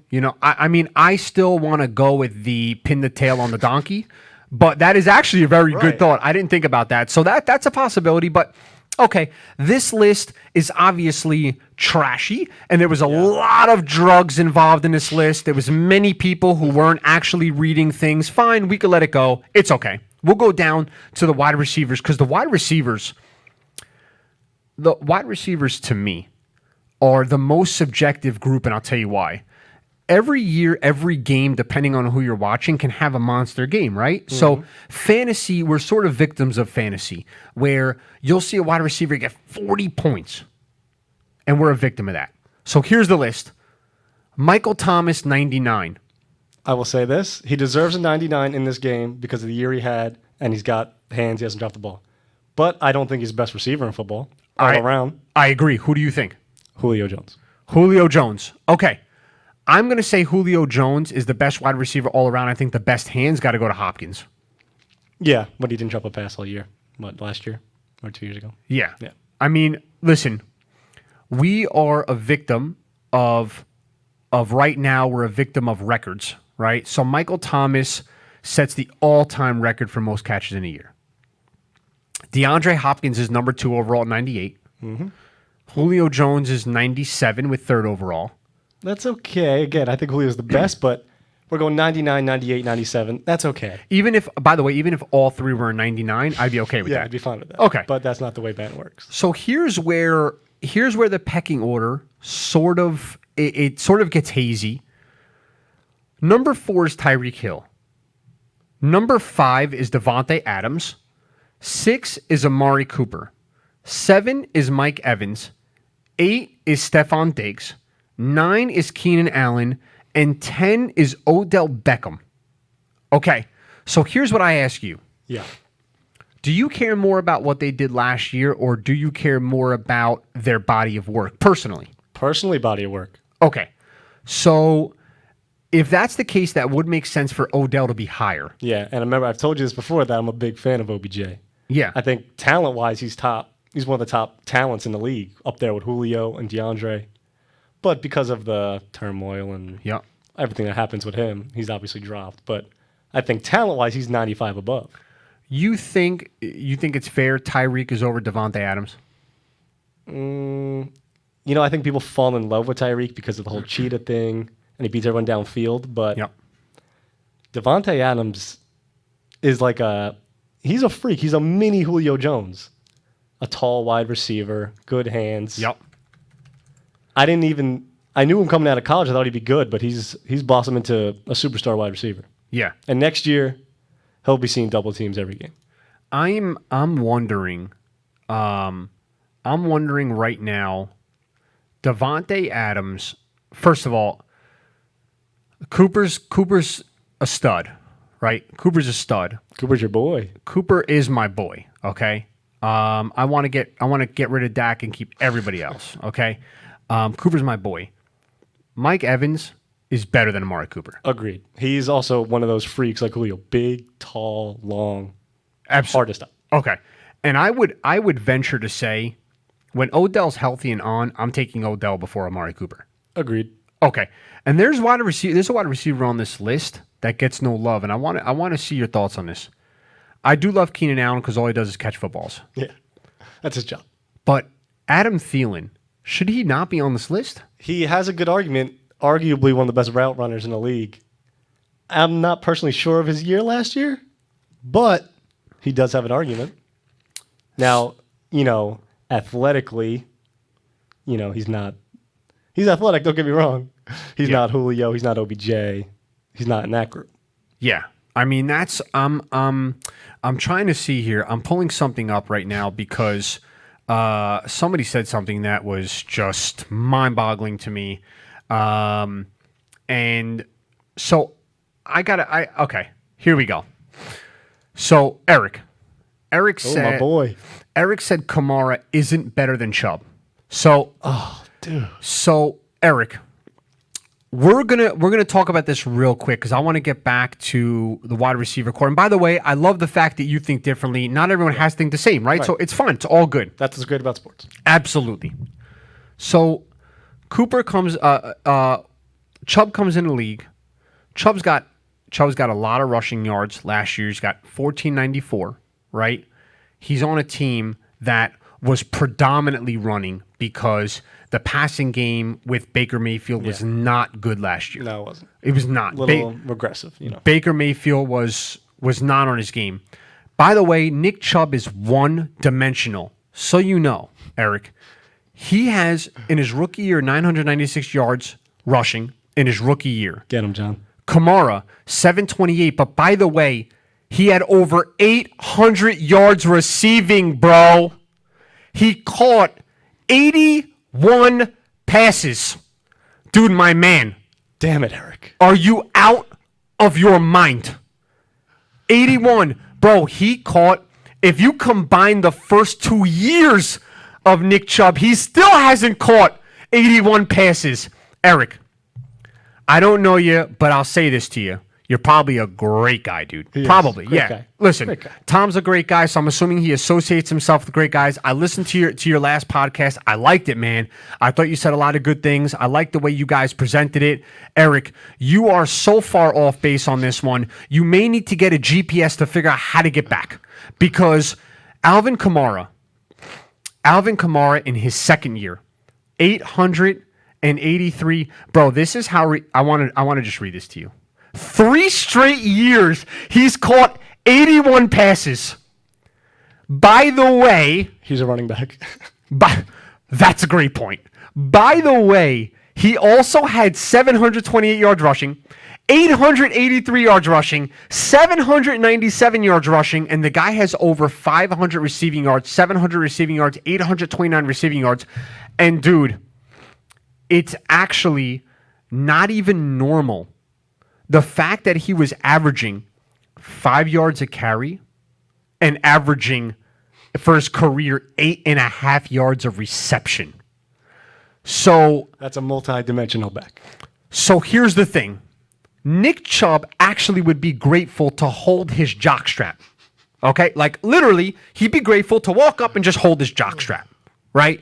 Like this is not even close. It's not a conversation, and it's I'm not going to say it irritates me to have because I love having these. I love different points of view. But Eric, bro, when you give me something, brother, you got to bring the heat, dude, because telling me Nick Chubb is better than Alvin Kamara is like me telling somebody that because of this rating, Amari Cooper's better than Randy Moss. Like, bro, I really need you to step it up and bring the heat with that one. But Eric, I digress. It's okay. Everyone, thank God it's America. We have a right to our own opinion here, right? So let's go back to the wide receiving core here, and hopefully Eric doesn't derail me anymore with these ratings because you may have to get him drug tested. This is great. Tom, that was a crazy one. That Eric, you're a smart mind. That was a crazy. That was a Stephen A. Smith-esque take right there. That was crazy, bro. Okay, so I mean, Max Kellerman, either one. Yeah, Max is my guy. You like Max? I love Max Kellerman. Oh, you want to know who hates Max? Eric. I love Max Kellerman. You know what? I could see it now. Eric, I knew it, dude. Max Kellerman's the dude. I love Max Kellerman. When he first came out, yes. Now he says some things that... Max Kellerman, to me, Stephen A. Smith, I view Stephen A. Smith like Skip Bayless. I hate them both. I absolutely hate Skip. Okay. Every time Skip talks, does he not look like a bird or something? I don't know, but he just gets me so aggravated. And the fact he's a Cowboy fan makes me hate the Cowboys at that moment in time when I see him with Cowboy paraphernalia. But like I ignore it. But Stephen A. Smith, dude.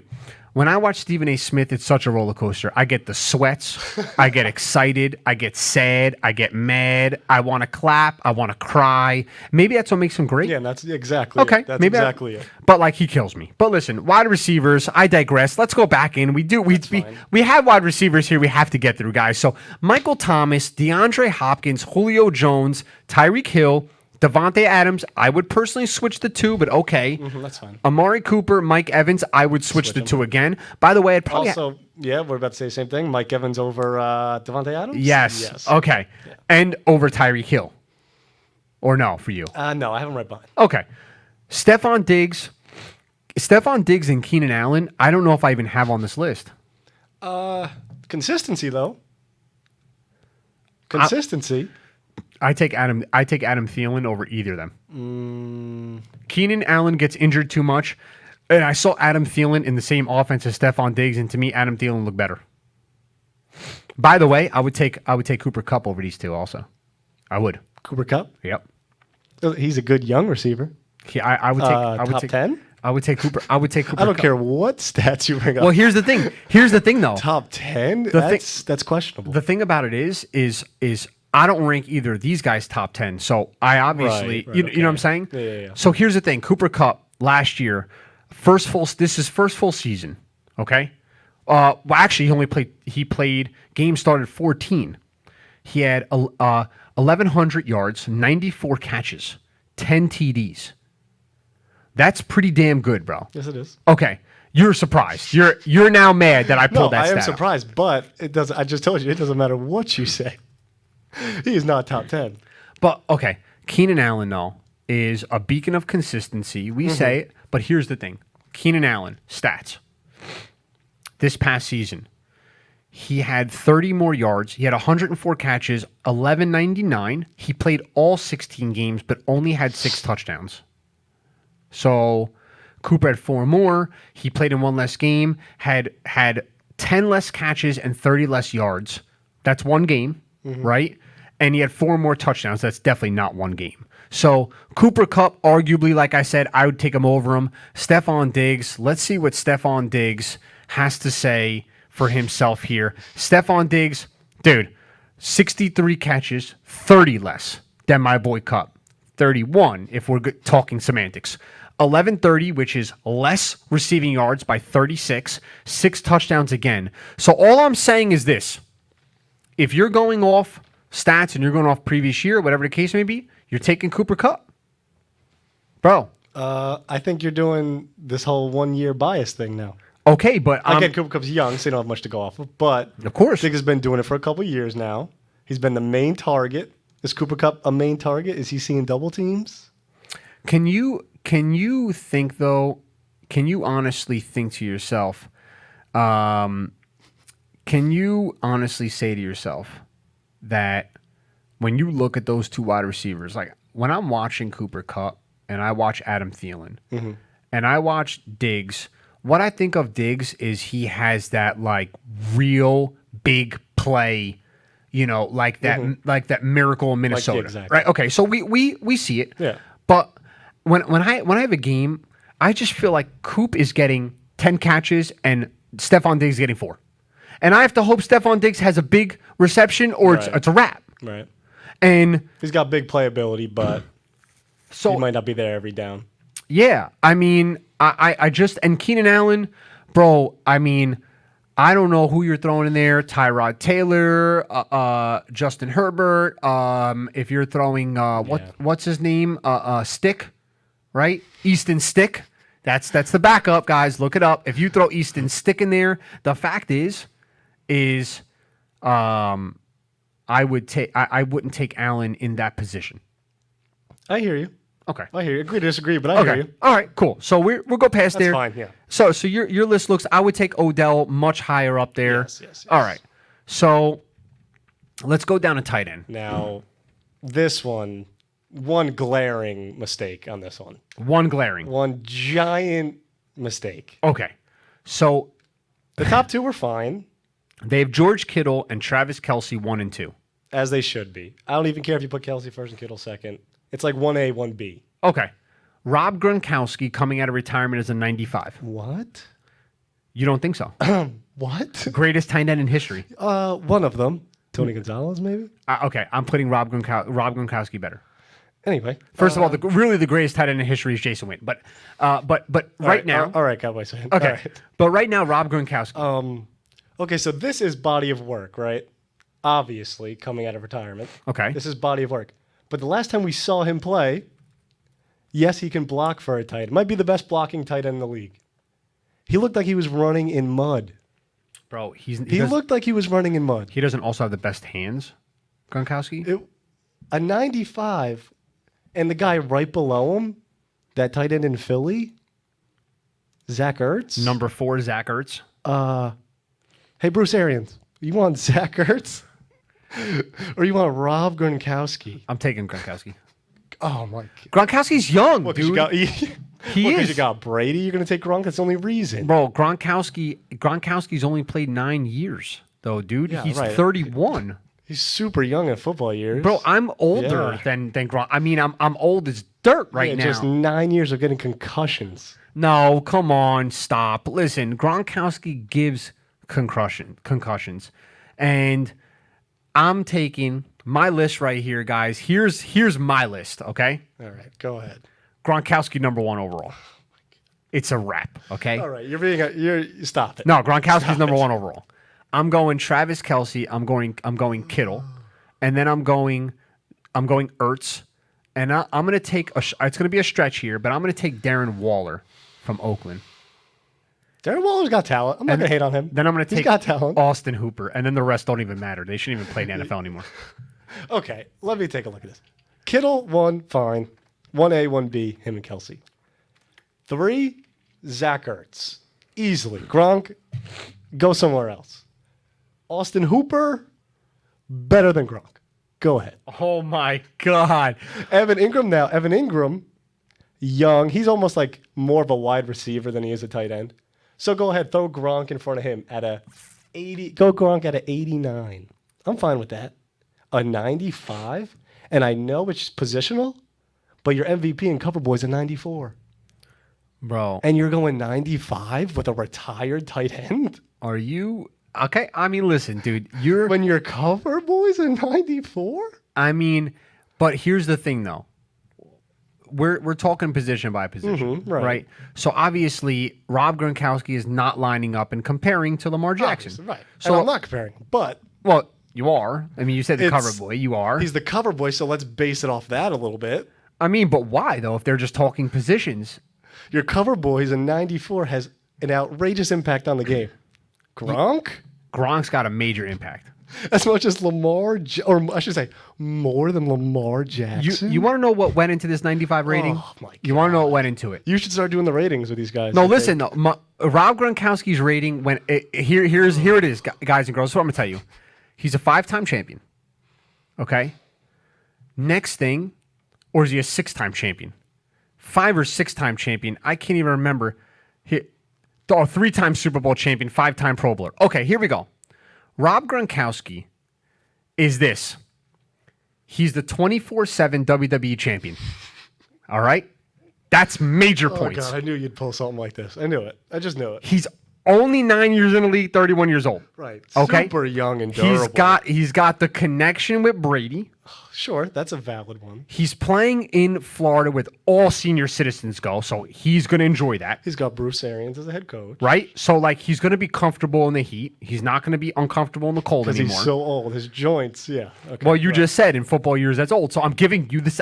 But dude, he parties like nobody else. Mhm, he's perfect in Tampa. Great dance skills. I'm just saying to you guys here, if you saw him on The Masked Singer, he made it top 4. I'm just saying, bro, all these things account for a 95 rating. I'm sorry, bro. All right, well, join the Madden guys because you sound like you fit in. Okay. Well, here we go. Listen, we'll go down. We'll pass the tight end because my God. you know we're gonna go to defense. Okay. Defense to me is the most outrageous. D ends. This is a joke, and I mean, bro, Aaron Donald, best, He's been the best for a while now. been the best for a while. J.J. Watson, 98 second And best. I already got a problem with it. I do too. Big. Yes, he's been a great D end. Now, every year he gets hurt. Every year he's not playing games. I see young Lions below him By that the are way, going to play yep. close to 60. Obviously, injuries in football happen. Are you Cameron Jordan Cameron Jordan's also old, too. is number 3. Yeah, no, I don't agree with that. Calais Campbell. Yeah, another old guy. Calais Campbell's 85. Madden, stop giving it to the senior citizens. By the way, you're mad at Gronk's 95 rating? Calais Campbell's a 95. I agree. He shouldn't be next. Stop. That's ridiculous. These are the guys below Calais Campbell and Cameron Jordan. Myles Garrett, who is now the largest paid defensive end in football. Joey Bosa, Monster. Daniel Hunter in Minnesota, savage. DeMarcus Lawrence, who led the league in sacks 2 years in a row, savage. Nick Bosa, defensive rookie of the year, savage. And someone they don't have on there who led the NFL in sacks. Maybe shouldn't be, maybe should. Shaq Barrett. I get you Shaq Barrett, but also he should be. No, I'm with you. Yeah. He should be. But I'm just saying all around, right? Calais Campbell, Cameron Jordan are not on this list. Cameron Hayward not on this list. No, they're not on this list. I agree. That's ridiculous. Okay, What about, let me throw one in. What about JJ's brother, TJ? TJ's a hybrid. I think he's got to be a linebacker. He's a linebacker. You think so? Okay. Yeah, he's a Okay. linebacker. He's a hybrid. He's a hybrid. Okay. He's a hybrid. So that's fine. It's tough to say, but if you're just doing traditional 4-3, right? Lineman. I mean, okay, you want to put JJ Watt in for body work. I get it. But by the way, I don't know if he's a linebacker, and I'll scroll down. But if Clowney's not on this list, that's another one. Oh, yeah. I didn't even think about him. Okay. Yeah. One of those freaks that we talk about. Yeah. And he's not on this list, which is, bro, that's what I'm talking about. It's a joke. So here we go. Defensive end, we already see that the drugs kicked in. They were very tired that night, and they really couldn't think of any DNs, so they just sort of remember the ones they've known the most and threw Calais Campbell, They're Cameron like, who's Jordan. been good for like a decade now? Let's go with that guy. We'll go with that guy. Yeah. Okay, so here we go. Madden outside linebacker ratings. I can literally close my eyes, and you can say Khalil Mack and Von Miller, they're interchangeable. Both are monsters. Yeah, both absolute beasts. Who would you rather have? Khalil Mack. Sick. That's exactly what I was going to say. Come on. Chandler Jones is number 3. No. I don't understand. No. Chandler Jones is number 3 over Darius Leonard and Shaquille Barrett. Shout out to my Colts. I'm a Colts fan for any listeners. Darius Leonard has been a monster since we drafted him. Kyle Van Noy, Young beast, though. Young beast. but above Darius Leonard and Shaquille Barrett? Yeah, no. Below Chandler Jones? I don't know, dude. Is this the old love again that we're seeing? It's got to be It's the old love. TJ Watson, 86. I would say it's about fair. That's fine. I might give him a little more. Yeah. I might give him a little more. I still think Khalil Mack should have been a 99. Khalil Mack, yeah, he has a kiss be 99 every year. 99 every year. If you watch what beginning of the season last year, ripping the footballs out of quarterback's hands, taking them in to score, he's one of the only people that can do that. By the way, I think if Khalil Mack didn't score some of those touchdowns or create what he had, if Khalil Mack continued that trend, he would have actually been more valuable offensively than Trubisky. Than the garbage quarterback that is Trubisky. Than Trubisky. And by the way, the guy they traded the whole house for. And they're like, Deshaun, we don't need you, man. talk about a dumpster fire of a team. They have 8 tight ends. Bro, what do you do with that many tight ends? It gets cold in Chicago, dude. Very. Maybe they just huddle up together. Yeah, You need a lot of tight ends, dude. I like Zadarius Smith, stud. Yeah, he's good. Demario Davis, stud. Preston Smith, stud. I like him. But so the outside linebacking list, it's The old guys and the new guys should flip-flop. Middle linebackers, one of the most underrated positions in all of football. And by the way, so everyone knows what's not on this list for linebackers, how about Leighton Vander Esch or Jalen Smith? Yeah. Mm-hmm. You're right. That a joke? You're right. Bro, they're both savages. Both savages. Okay. I don't see them even on the middle linebacker list, which they could be interchangeable. And why this pisses me off God, do you see the overalls at the bottom? no, this is atrocious. But I'll tell you what, I know middle linebacker is definitely it's one of the toughest positions. It's like the QB of the defense. QB the defense, Yep. right? Well said. So it's tough. But these ratings are abysmal. Bobby Wagner, best in the league, hands down. He's been that for a while. Okay. Levante David Levante David. has been good for a while, too. Been I'm good. not mad at that. Eric Kendricks. Okay. Okay. I go, okay. Dante Hightower. Here's where they lose me greatly. I know Sean Lee doesn't really play on the field, but if you're telling me that Fred Warner, Deion Jones, Avery Williamson, Roquan Smith, who doesn't even stay with his team most of the time, and Benardrick McKinney, Who's an 82? who's an 82, tells me anything that I have to know about the middle linebacker situation Not deep at all. at all. Not only is it not deep, these rankings, bro. I'm going to be honest with you. I'm not even sure I know who Fred Warner is. You know what's crazy about you saying that? I don't think I even know what team. If you ask me, I don't know what team he's on. Okay, so he plays for the 49ers, but here's the thing. You know who knows Fred Warner? Only his mom. That's it. Nobody else knows Fred Warner. His teammates. His teammate. I don't even know if they know him. Teammates who are better than him. I don't know if they know him, right? So Fred Warner, this is what I'm going to give to you, man. Fred Warner last year he played in 16 games. The guy had 1 interception. He as a middle linebacker. Okay, fine. He had 3 sacks. He had 89 solo tackles, 29 assists, he had 118 for a middle linebacker that is in the mix all the time. I am still trying to figure out.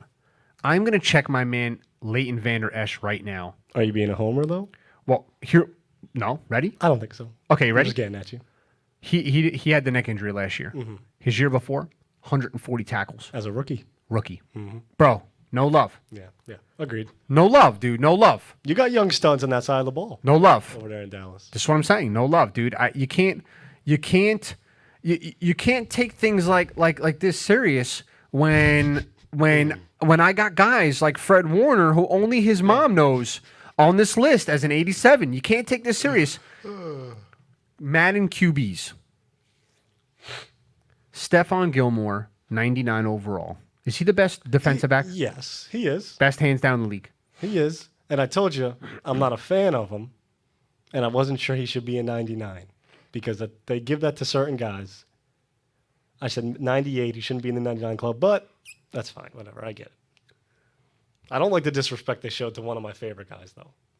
I'm looking at this list right now. The fact that I see Jair Alexander, Tre'Davious White, Casey Hayward, and Marlon Humphrey above Darius Slay and Patrick Peterson. And Patrick Peterson's the guy I'm talking about. Makes me want to vomit, number one. It makes me want to step in the octagon with one of the Madden rating guys. Put those 8-ounce gloves on. And it makes me very, very depressed about all this. Byron Jones, is Byron Jones the largest? He signed the largest contract. Yeah, just did, yeah. Just, right? Mm-hmm. So Byron Jones is number 8 on the list. By the way, Xavier Howard is better than most on this list. Jalen Ramsey, would you have him Jalen second overall? Yeah, sure. I think Richard Sherman's too high. Where would you put him on this list? 7th. 7th. Do you have 7th? Do you have Jair Alexander above him? Sure. And I'll tell you what, I have Darius Slay. Absolutely. And I have Patrick Peterson. Absolutely. You could shove those middle guys at the bottom. How about Byron Jones? Yeah, I have Byron Jones ahead of him. Absolutely. I have Xavier Hayward over him also. That's up for debate. I'm looking But he's still 7 now or 8 now. He's not 3. You imagine? Richard Sherman, I don't know if anyone saw the Super Bowl. Yeah. I mean, maybe it was like, it was on TV, I don't know. one of the most sought after events that happened to fall in a day in February. I don't know if anyone cared to watch the Super Bowl. It had the Chiefs and it had the 49ers. You may have seen it, you may not have. But if you saw it, you would have seen Richard Sherman get torched. After he talks all that talk that he talks.